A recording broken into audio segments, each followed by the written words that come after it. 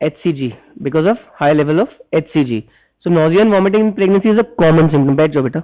Nausea and vomiting in pregnancy is a common symptom, but when it is excessive, anything which is excessive, अब excessive को कैसे define करेंगे, that will come later on, but anything which is beyond that normal range or which is affecting her life, her vitals, her parameters, her laboratory parameters, that is when it is called as hyperemesis gravidarum. Normally morning sickness हो रही है, एक आध vomiting हो रही है, तो that doesn't count as hyperemesis gravidarum. So there are two things, दो चीजें होती है, nausea and vomiting in pregnancy and hyperemesis in gravidarum. Nausea and vomiting is a normal phenomena, but hyperemesis is abnormal, which needs to be treated. So it is usually very common in first half and especially up to 20 weeks of pregnancy, because तब HCG levels increasingly बढ़ते हैं. 12 weeks तक तो बढ़ते ही बढ़ते हैं, उसके बाद कांस्टेंट हो जाते हैं. फिर HCG इंक्रीज नहीं होगा, वो स्टैटिक हो जाएगा या थोड़ा बहुत फ्लक्चुएट करता रहेगा. तो जब तक HCG बढ़ रहा है, there are chances of increased vomiting और लीडिंग टू हाइपरेमेसिस. सो अगर नॉर्मल प्रेगनेंसी में हाइपरेमेसिस हो रहा है, so what could be the causes?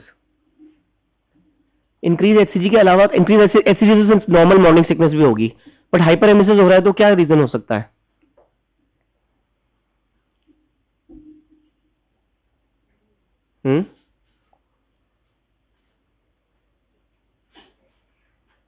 अगर कोई पेशेंट एक्सेसिव वॉमिटिंग करके आ रहा है मेरे पास, तो मैं क्या सोचूंगा? ऑब्स्टेट्रिक कॉजेज भी हो सकते हैं, नॉन ऑब्स्टेट्रिक कॉजेज भी हो सकते हैं, मेडिकल कॉजेज भी हो सकते हैं, सर्जिकल कॉजेज भी हो सकते हैं. ऑब्स्टेट्रिकल कॉजेज क्या क्या हो सकते हैं? HCG कब कब बढ़ सकता है? अरे तो ब्लैंक है, फाइनल ईयर में आ गए ना? कौन सा सेमेस्टर है? 8th या 9th? मतलब फाइनल ईयर में तो हो ना, एग्जाम गोइंग तो हो. ऑब्स्टेट्रिक कंडीशन क्या क्या हो सकती है, कौन बताएगा?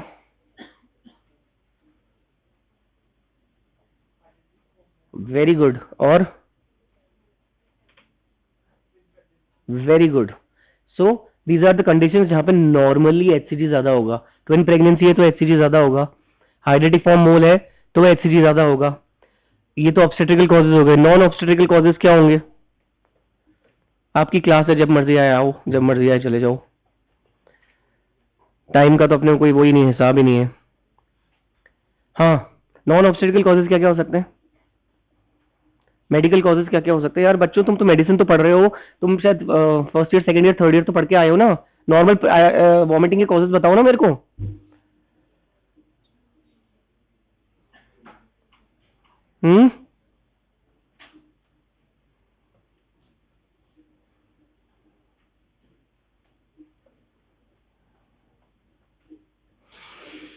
चलो आगे चलते हैं. सो nausea and vomiting occurs commonly during first half of pregnancy. It affects almost every woman. Almost every woman will have nausea and vomiting in pregnancy. Morning sickness will occur. That is a routine per se. But 30-40% may land up into hyperemesis or may have symptoms which are clinically affecting her. What are the causes? Types कौन सी होती है? या तो early pregnancy में simple vomiting है या फिर हाइपरेमेसिस gravidarum हो रहा है. सिंपल वॉमिटिंग सबको 90%, 99% सिंपल वॉमिटिंग होती है. 30-40% हाइपरेमेसिस में they can turn up into. Late pregnancy में क्या होगा? या तो it will hyperemesis will reappear, या फिर वॉमिटिंग के क्या कॉजेज हो सकते हैं? Pre eclampsia.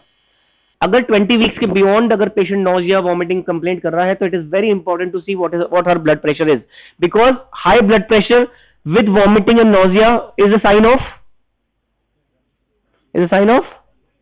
एक्लेम्सिया. में तो फिट ही आ जाएगा बेटा.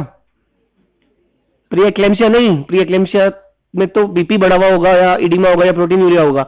लेकिन अगर नॉजिया वॉमिटिंग हो रही है साथ में, या ब्लरिंग ऑफ विजन हो रहा है, या एपिगैस्ट्रिक पेन हो रहा है, so what does that indicate with high BP? Pre eclampsia है ऑलरेडी पेशेंट को और ये सब सिम्टम्स आ रहे हैं, तो क्या होने वाला है? क्या? मैं समझा नहीं, सुनाई नहीं दे रहा मुझे. नहीं, अरे यार कहां मायोकार्डियल इन्फार्क्शन में चले गए? प्रेगनेंसी की बात हो रही है ना. हाइपरटेंशन. बेटा आपको बहुत हंसी आ रही है. कौन सा है टी शर्ट में बैठा हुआ, एक चेक शर्ट में, आगे से सेकंड रो. हाँ तुम खड़े हो. हाँ तुम इधर उधर देख रहे हो, आगे आ जाओ. मेरी क्लास में ये सब नहीं चलता, और किसी क्लास में करना. हाइपरटेंशन, प्री एक्लेम्शिया और एक्लेम्शिया। तो प्री एक्लेम्शिया से एक्लेम्शिया के जाने के बीच की स्टेज क्या कहलाती है? Impending eclampsia. अगर पेशेंट वॉमिटिंग की कंप्लेंट कर रहा है या कोई एसोसिएटेड सिम्टम्स की कंप्लेंट कर रहा है, that means she may throw fit. So that is a very important significant sign. अगर वॉमिटिंग हो रही है तो अपन को ये देखना है कि she might go into eclampsia, हमें वो चीज प्रिवेंट करनी है। So we have to identify that. High PP is very important. What would be the medical causes? Intestinal infection, intestinal infestation, कोई और गैस्ट्रोइंटेस्टाइनल इन्फेक्शन है, गैस्ट्रोएंटराइटिस है, हेपेटाइटिस है, डायबिटीज है, पाइलोनेफ्राइटिस है, यूरीमिया है, ये सब मेडिकल कॉजेज हैं।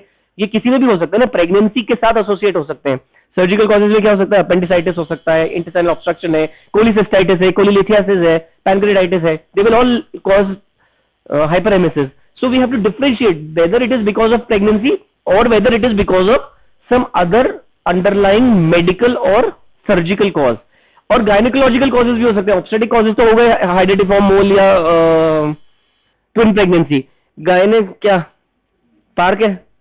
पार्क है क्या? तो क्यों?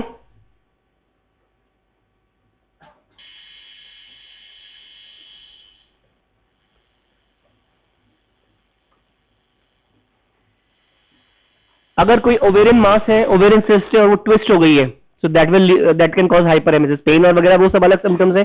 या फिर फाइब्रॉइड का रेड डिजेनरेशन हो गया। What is red degeneration of fibroid? Pregnancy में जो फाइब्रॉइड में चेंजेस होते हैं, फाइब्रॉइड में बहुत अलग अलग तरह के चेंजेस होते हैं, कई तरह के चेंजेस होते हैं। कैल्सिफिकेशन हो सकता है, सार्कोमिटस चेंजेस हो सकते हैं, कैल्सिफिकेशन हो सकता है। One of them is red degeneration of fibroid that occurs typically in pregnancy because of high progesterone levels. So अगर रेड डिजेनरेशन हो रहा है फाइब्रॉइड का, तो that can also cause vomiting. अपन ये इसलिए डिस्कस कर रहे हैं बिकॉज हमें डिफ्रेंशिएट करना है कि वेदर इट इज हाइपरेमेसिस और NVP, whatever is it because of pregnancy और is it because of some other underlying cause. So जब भी आप हाइपरेमेसिस के पेशेंट को डील करते हो, देखते हो, आप में से कुछ तो गाइड लोगे, पढ़ोगे, जो भी है, यू शुड नो। पेशेंट आप नहीं भी लोगे, अगर आप किसी लोकल सेटअप में जाके एज एन एमबीबीएस भी काम कर रहे हो तो आपको ये सब चीजें पता होनी चाहिए। You should know because patient will come to you. आप अब डॉक्टर बन के निकल रहे हो, आपकी जानकार तो आपसे ही पूछेंगे अगर उनको आपसे कुछ पूछना हो। तो you should know the basic thing. Then अगर अपन क्लासिफिकेशन की बात करें तो जैसे मैंने बताया, either it can be simple vomiting of pregnancy which is called as NVP, और nausea and vomiting of pregnancy, और hyperemesis gravidarum which is obviously severe type. Simple vomiting as it is called as morning sickness, और emesis gravidarum, normal emesis gravidarum, hyper लगते ही वो अलग बात हो जाती है। It is worst in morning, slight vomiting is common in early pregnancy, it is small in amount, clear, maybe sometimes bile stain, and it does not restrict the normal activity। Patient को normal day to day activity में कोई problem नहीं आएगी। हाइपरेमेसिस हम clinically कैसे, patient आपको आके ये बोलेगा मेरे को वॉमिटिंग इतनी हो रही है कि मैं पानी भी नहीं पी सकती। That means you have to see whether कि वो एक्चुअली उसको she is going into hyperemesis, because वो बाकी ऑर्गन्स को फिर अफेक्ट करने वाला है। आगे अपन डिस्कस करेंगे। It usually starts in early pregnancy around 6 to 8 weeks because of high HCG level, oestrogen, progesterone and dietic deficiencies, because patient का इंटेक उतना ज्यादा होता नहीं है। Beta HCG stimulate TSH, because beta HCG और थायराइड का जो हार्मोनल स्ट्रक्चर है वो सेम है। So it can also lead to transient hyperthyroidism. ये दोनों साथ में कई बार को एग्जिस्ट करते हैं, but that does not need treatment because that is transient. हाँ जी सर बताएं। पधारो, आपकी क्लास है, वेलकम।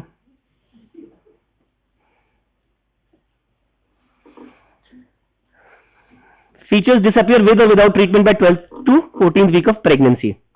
मैनेजमेंट क्या है? सिंपल, अगर nausea and vomiting of pregnancy है उसका क्या what is the management? Avoidance of fatty food, spicy food. ये ब्लैक टी शर्ट, खड़े हो जाओ, खड़े हो जाओ, ब्लैक टी शर्ट आगे आ जाओ। कुछ स्पेशल बात चल रही है तो मुझे भी सुना दो। I may also involve, I may also give my input. आगे आ जाओ।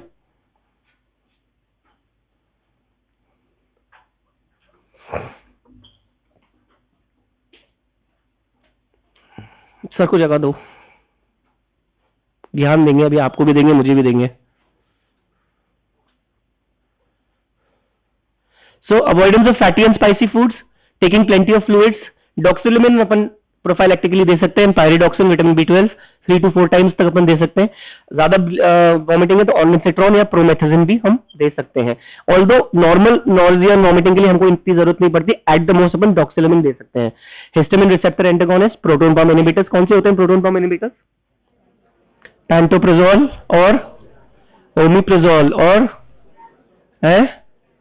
एसोमिप्राजोल और रेबिप्राजोल। चलो, supplementation with vitamin B1। Hyperemesis क्या है? When vomiting becomes severe and the pregnant woman is able to do her day to day activities. कैसे अपन diagnose करेंगे? ऑब्वियसली वेट लॉस, वो इतना सिग्निफिकेंट अपन को दिखता नहीं क्योंकि फर्स्ट अपन को प्राइमरी अर्ली प्रेगनेंसी में वेट लॉस अपन इतना इजीली जज नहीं कर पाते। Second is dehydration and third is अगर बायोकेमिकल उसमें जाए तो electrolyte imbalance. What are the signs of dehydration? क्या बताओ, आप बताओ, last boy, signs of dehydration. मैं तो गायनी का कुछ भी नहीं पूछ रहा अभी, तो बेसिक बात कर रहा हूँ। फिर एग्जाम के टाइम में ब्लैंक हो जाते हो, वहां पे पता नहीं उल्टे सीधे जवाब देते हो, जो हम भी सदमे में चले जाते हैं और एग्जामिनर भी सदमे में चल जाता है। What are the signs of dehydration? ये तो फिजियोपैथी में भी पढ़ते हैं। नेक्स्ट, वो थोड़ी बताएगा तेरे को। नेक्स्ट, अच्छा, और गुड। और dry mouth is mostly a symptom, sign. और चलो ठीक है, और बैठ जाओ, बोलो। हाँ बोलो, हाँ आप खड़े हो जाओ। हाँ, हाइपोटेंशन, हेडेक तो नहीं है? और हाइपोटेंशन के रिफ्लेक्स में क्या होगा? बीपी बढ़ेगा है? कौन सा मैकेनिज्म? अच्छा, रेटिकुलो एंडोथेलियल। अच्छा, और बड़ी बड़ी बातें कर। मैं सिंपल साइंस ऑफ डिहाइड्रेशन बोल रहा हूँ, तो मोडो रैस एक्टिवेशन होगा। मैं सिंपल साइंस की बात कर रहा हूँ। हाइपोटेंशन होगा तो उसके रिफ्लेक्स में क्या होगा? हाइपोटेंशन के रिफ्लेक्स में किसी का बीपी लो हो रहा है तो बॉडी क्या करेगी? तो फिर टेकिकार्डिया, हाइपोटेंशन, ड्राई माउथ और कोटेड टंग और संकन आईज और लिप्स ड्राई हो जाते हैं, स्किन ड्राई हो जाती है। तो ये है ना साइंस ऑफ डिहाइड्रेशन। और लेबोरेटरी फीचर्स में क्या मिलेगा? बैठो, बैठ जाओ, बोलो, आप बोलो। लैब फीचर्स में क्या मिलता है? डिहाइड्रेशन में क्या हो जाएगा? एक तो मैंने नीचे लिखा हुआ ही है, बताओ। हाँ, तो कौन से इलेक्ट्रोलाइट में इम्बैलेंस होगा? सोडियम में क्या होगा? लॉस होगा। और किसका लॉस होगा? पोटेशियम का लॉस होगा। और एक और बचा, क्लोराइड। तो सोडियम क्लोराइड और पोटेशियम तीनों का डिहाइड्रेशन में लॉस होगा। और ये तो इलेक्ट्रोलाइट इम्बैलेंस हो गया। और क्या होगा? सीबीसी में कुछ चेंज आता है? क्या? सेल्स इंक्रीज होंगे तो क्या होगा? हीमो कॉन्सेंट्रेशन होगा, तो हेमाटोक्रिट बढ़ जाएगा, हीमोग्लोबिन ज्यादा आएगा। Although that is a false reading, बैठ जाओ। हीमो कॉन्सेंट्रेशन होगा। और क्या होगा? यूरिन में क्या होगा?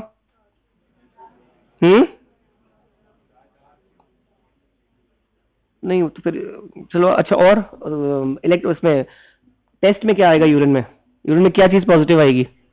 कीटोन्स। और इवन अगर कीटोन्स पॉजिटिव आ रहा है तो फिर एसिडोटिक ब्रेथ भी आ सकती है, आपको स्मेल भी आ सकती है, फ्रूटी ऑर्डर होता है, smell. So these are the biochemical changes. Incidence हो गया। सो व्हाट जो मैं तुम्हें बताया, हाई एचसीजी लेवल, जैसे कि यूजुअली ट्विंस में या जीटीडी। What is GTD? है ट्विंस और जीटीडी ग्लूकोज टॉलरेंस टेस्ट कैसे होगा?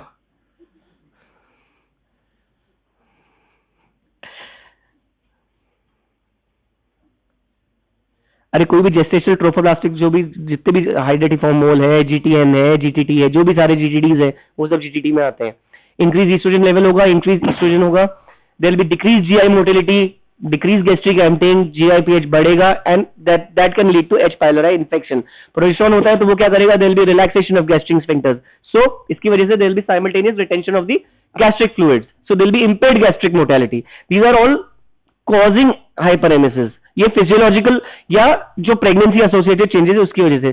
थायराइड में as we have discussed this will increase FT3 and DSH decrease होगा, so that is a sign of hyperthyroidism which is again a transient hyperthyroidism. Physiological gestational transient thyrotoxicosis बोलते हैं, जिसके लिए कोई treatment की जरूरत नहीं होती। डाइटरी डेफिशिएंसी होगी बिकॉज कार्बोहाइड्रेट इनटेक लेस होता है, so there will be decrease in vitamin B6 and B1, इसीलिए हम प्रोफाइलैक्टिकली विटामिन B6 या B1 या B12 देते हैं इनको, ताकि इनको हाइपरेमेसिस कम हो। They can be psychogenic causes, genetic, allergic, liver dysfunction, vestibular system dysfunction, ये सब अलग causes हैं। So vomiting का क्या है, एक vicious cycle बन जाती है। There is carbohydrate starvation and there is ketoacidosis. So basically हमको ketoacidosis में जाने से prevent करना है patient को, अगर हाइपरेमेसिस का पेशेंट है। रिस्क फैक्टर्स क्या हो गए, multiple pregnancies, molar pregnancy, GI disorders, H. pylori infection, socio economic status. क्योंकि सोशियो इकोनॉमिक स्टेटस इसलिए इंपॉर्टेंट है बिकॉज उनकी फिर डाइट उतनी अच्छी नहीं होती है, so they are already deficient in vitamin B1, 6 and 12। Anxiety, ENT problems, heart burn, genetic problems, history of hyperemesis, family history of hyperemesis, history of motion sickness.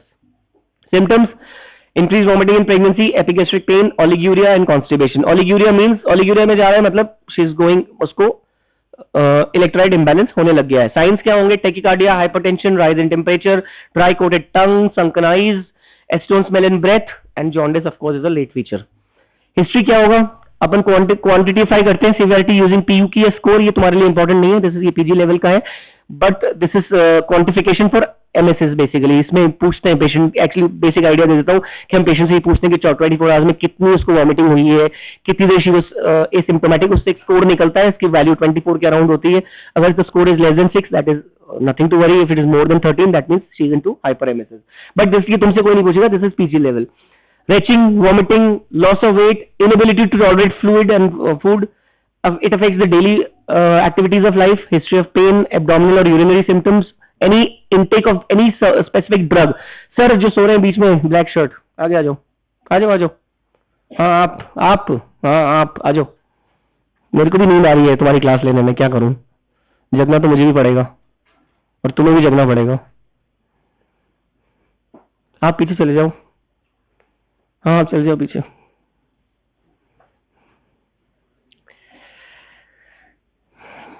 Examination में assessment of the general condition, vitals, science of dehydration. Vitals में क्या क्या देखते हैं, pulse, BP, temperature, यही होता है main vitals. Saturation देखना हो सैचुरेशन देख लो। Signs of dehydration as we have already discussed. Abdominal and other examination as पर, ये इसलिए क्योंकि अपन ने बहुत सारे कॉजेज डिस्कस किए हैं, तो हमें बाकी एग्जामिनेशन में भी देखना है कि हमें कोई स्पेसिफिक फाइंडिंग मिल रही है। अगर कोई टॉर्जन है ओवेरियन सिस्ट का बड़ा, तो अपन को we might find a abdominal mass, और if there is an red degeneration of fibroid we might find a mass and the tenderness. So examination, investigation हम क्या कराते हैं, CBC, urine for ketones, LFT, RFT, blood sugar, electrolytes, thyroid profile, amylase lipase. Amylase lipase किसके लिए कराते हैं, pancreatitis के लिए। ABG तब कराते हैं, ABG की बात तब आती है जब पेशेंट बहुत सीवियर हाइपरेमेसिस में और इतना कीटोएसिडोसिस में चला गया, अदरवाइज नॉर्मली ABG कराने की जरूरत नहीं होती। What is ABG, arterial blood gas. USG for fetal wellbeing क्यों कराना है, क्या इंपॉर्टेंस है इसकी, sorry, what is the importance of USG for fetal wellbeing, क्यों कराना चाहते हैं। ये पीछे वालों को मैं और आगे बुलाऊं क्या, समझ में नहीं आती एक बार में बात। व्हाइट शर्ट, स्पेक्स, पीछे से सेकंड रो, सेकंड नंबर, समझ गया किसको बोल रहा हूं मैं। हाँ, क्यों करानी है USG फॉर फीटल वेलबींग, क्या देखना चाहते हैं, फीटल वेलबींग क्यों कराने हैं, उसका हाइपरेमेसिस अभी बता चुका हूं, फिर भी तुम बता रहे हो। हमको देखना है ट्विंस तो नहीं है या एचमोल तो नहीं है, अपन सोच रहे हैं 8 वीक्स की प्रेगनेंसी हो, एक्चुअली एचमोल हो या ट्विन प्रेगनेंसी हो, तो USG तो फीटल वेलबींग के लिए करानी पड़ेगी ना, कि फीटस अंदर क्या है, एक्चुअली पता चले ट्विन्स है या फिर एचमोल है। कॉम्प्लिकेशंस क्या हो सकते हैं, मेटर्नल भी हो सकते हैं, फीटल भी हो सकते हैं। Fetal complications are rare, usually नहीं होते फर्स्ट ट्राइमेस्टर में क्योंकि निकल जाता है, लो बर्थ वेट या फिर fetal intracranial haemorrhage late onset अगर है तो। अदरवाइज मदर में neurological complications like Wernicke's encephalopathy, berry stress ulcers, Mallory Weiss syndrome, jaundice, hepatic failure, renal failure and hypoprothrombinemia due to vitamin K deficiency. What are the principles of management? Obviously to control the vomiting, first thing. Second, to correct the fluid and electrolyte imbalance. Fluid balance भी सही करना है, electrolyte balance भी सही करना है, दोनों चीजें सही कर रही हैं। and third is obviously to prevent these severe complications of vomiting. When to hospitalize? Obviously when patient is saying कि वो कुछ भी tolerate नहीं कर सकता, not even liquids, that means that is an indication to admit the patient, because she will eventually land up into ketoacidosis. Not responding to outpatient management, आपने outpatient management देख लिया, आपने डाइक्सिलामाइन भी दे दिया, ondansetron भी दे दिया, pantoprazole भी दे दिया, सब कुछ दे दिया, लेकिन patient is still complaining, she is not responding well to it. Changes in vital signs, obviously changes in mental status, that means अगर disoriented है, that is again a sign of mental status. कब जाएगा? Disorientation कब होगा? What could be the cause of disorientation? हाँ, what could be the disorientation क्यों होगा? मैंने mental status लिखा है तो किसी रीजन से लिखा होगा, पागल तो नहीं हो जाता पेशेंट, डिसोरिएंट होता है. क्यों होता है डिसोरिएंट? किसकी वजह से होता है डिसोरिएंट? क्या कम हो जाता है बॉडी में? इलेक्ट्रोलाइट कौन सा? Sodium. Hyponatraemia. if there is severe hyponatremia, patient will have altered sensorium basically. Continue to lose weight. Management, maintenance of hydration, control vomiting, correct fluid and electrolyte imbalance. Fluid and electrolyte दोनों important है. Fluid अपनी जगह है, electrolyte अपनी जगह है, दोनों अलग अलग चीजें हैं. Fluid is water, electrolytes is electrolytes. To correct any metabolic disorders, अगर acidosis या alkalosis में जा रहा है, prevent severe complications, correct vitamin deficiency, and we have to take care of the pregnancy simultaneously because there is a fetus inside. If it is an 8 weeks pregnancy, हम सिर्फ यही नहीं सोच के कि हमको hyperemesis treat करना है, हमें उसके साथ साथ उस बच्चे का भी देखना है, because there are drugs which can affect the fetus also. Organogenesis is the period of, this is the period of time 12 weeks तक when there is organogenesis. जिस टाइम पे कुछ specific drugs can affect the particular organs. हालांकि अपन जो drugs की बात करेंगे they are all safe. Indications for admission, as I have already discussed: intolerance or poor response, clinical features of dehydration, weight loss, electrolyte imbalance, inability to take oral fluid.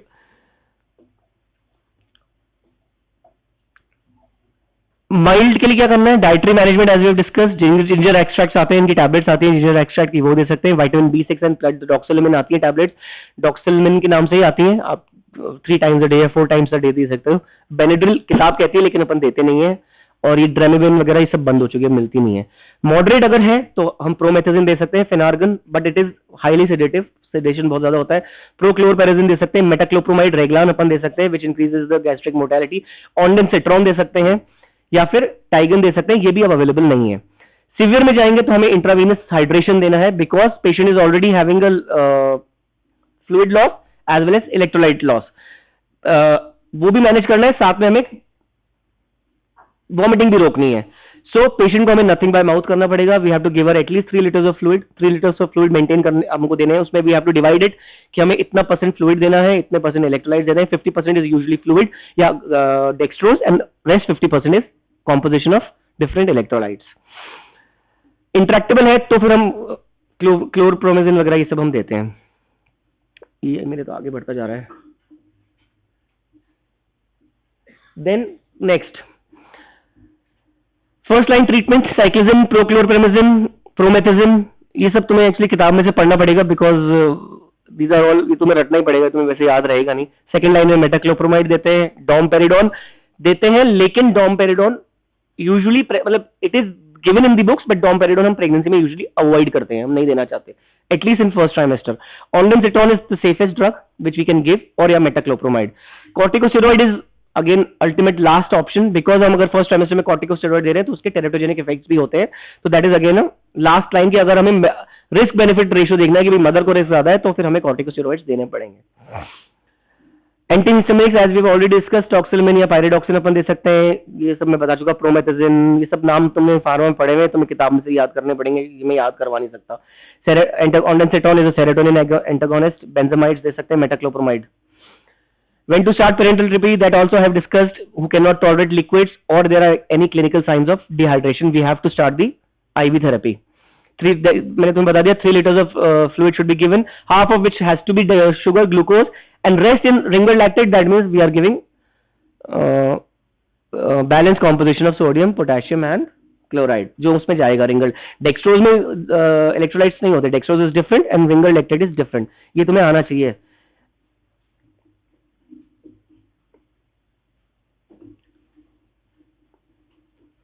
ये जो मैंने PU के score बताया था, although it is not important for you, if you want to study पढ़ लेना, but this is just for PG level. ये पढ़ने के हिसाब से इसमें तुम्हारा कोई इसमें वो नहीं है। Complications as we have already discuss, maternal complication में extreme electrolyte imbalance, drug induce extra pyramidal symptoms, that is very important. कौन सी ड्रग इंड्यूस करती है एक्स्ट्रा पिरामिडल सिम्टम इन सब में? Sorry,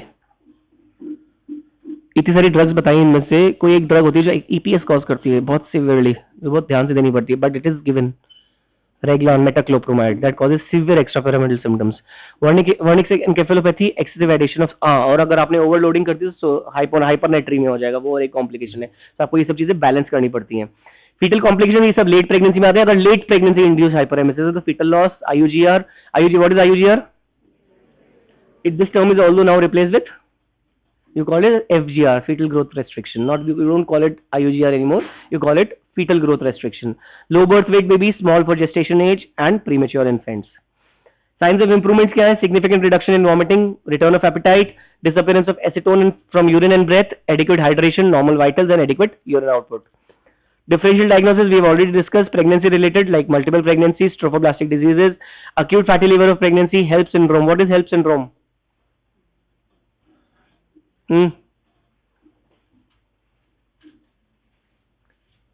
What is HELP?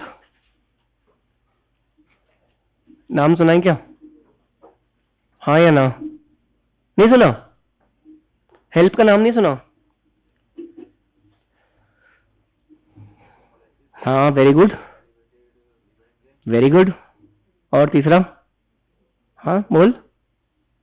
LP क्या होगा? Low platelet. कब होता है ये? Exactly, this is very good. So HELLP syndrome is haemolytic haemolysis, elevated liver enzymes and low platelet. किसका कॉम्प्लिकेशन है ये? हेल्प से अपन डिफरेंशियल कर रहे हैं ना, हाइपरेमेसिस का। वॉमिटिंग होगी अपन हाइपर, तो किसका हेल्प से पहले क्या होगा? हेल्प पे जाने से पहले preeclampsia, severe gestational hypertension, that will lead to HELLP syndrome. ठीक है, प्रीएक्लेम्सिया नीचे आएगा। Premature contractions, genito urinary causes, chest case. Premature contraction means अगर पेशेंट को प्रीमेच्योर लीवर में जा रहा है, अगर लेट ऑनसेट है, तो जब सर्विक्स का डायलेटेशन हो रहा है, that also causes vomiting. So you have to rule out every differential cause depending on the gestational age of the patient. Endocrine causes drug intoxication. So this is the basic fund of hyperemesis. Investigation वाला part अगर अपन already we have discuss, हमें क्या क्या investigations कराने, उन investigation से जो जो हमारे को नॉर्मल एबनॉर्मलिटी मिलती है उसके अकॉर्डिंग हम ट्रीट करेंगे. अगर पैंक्रेटाइटिस आ रहा है तो we have to treat pancreatitis. Liver OT PT derange है, कोलिस्टेसिस आ रहा है तो हमें उसको ट्रीट करना है. अगर अंडरलाइन पैथोलॉजी है तो हमें हाइपरेमेसिस को ट्रीट करने के साथ साथ उसकी अंडरलाइन पैथोलॉजी भी ट्रीट करनी है. लेकिन if it is just hyperemesis because of pregnancy, whatever reason it is, if it is nausea and vomiting of pregnancy which is hyperemesis also, then you have to just manage the hyperemesis part and you have to restore the fluid and electrolyte imbalance. आपको कोई antibiotics और ये सब देने की जरूरत नहीं है. ये सब डिपेंड करेगा कि आपके रेस्ट ऑफ द इन्वेस्टिगेशन, जो आप बैटरी ऑफ इन्वेस्टिगेशंस करा रहे हो, अगर कीटोन्स पॉजिटिव आ रहा है तो आपको वो कीटोन्स एब्सेंट करने. कीटोन्स कैसे खत्म होंगे? How will ketones vanish? आपको क्योंकि डिहाइड्रेशन हो रहा है इसलिए कीटोन्स बन रहे हैं, कीटोएसिडोसिस हो रहा है. जैसे ही आपका फ्लूइड रिस्टोरेशन होगा तो एसिडोसिस कम होगा, एसिडोसिस कम होगा तो कीटोन फॉर्मेशन नहीं होगा, कीटोन ऑब्वियसली बॉडी से कीटोन कम हो जाएगा. So that is how you have to manage systematically. Hyperemesis to be managed first and then the underlying cause. And last but not the least, कुछ books कहती हैं कि if it is intractable hyperemesis, intractable means कि आपने सब कुछ कर लिया but it is not resolving, and if it is less than 12 weeks you terminate the pregnancy. But nowadays इतनी अच्छी ड्रग्स हैं कि अपन को टर्मिनेशन ऑफ प्रेगनेंसी हमें कभी बोलना नहीं है. एग्जाम में जाते ये मत बोल देना कि हम टर्मिनेट कर देंगे प्रेगनेंसी. ये तो एक लास्ट रिमोटेस्ट ऑप्शन होता है which is not a routine nowadays. पहले के जमाने में क्योंकि इतनी ड्रग्स अवेलेबल नहीं होती थी और पेशेंट को इंट्रैक्टेबल हाइपरेमेसिस होता था, so you might have to go for termination of pregnancy, but this is again not a routine thing which we do. So this is, आपको अगर हाइपरेमेसिस में बेसिकली आपको या तो एग्जाम में केस मिलेगा जब आप प्रैक्टिकल देने आओगे, you might get a case on hyperemesis gravidarum, और या फिर आपको बस एग्जाम में थ्योरी में शॉर्ट नोट आएगा. शॉर्ट नोट आएगा तो you know what to write, and when it is a clinical case you know you have to know the history, differential diagnosis, signs and symptoms and the basic management. That's it. ठीक है.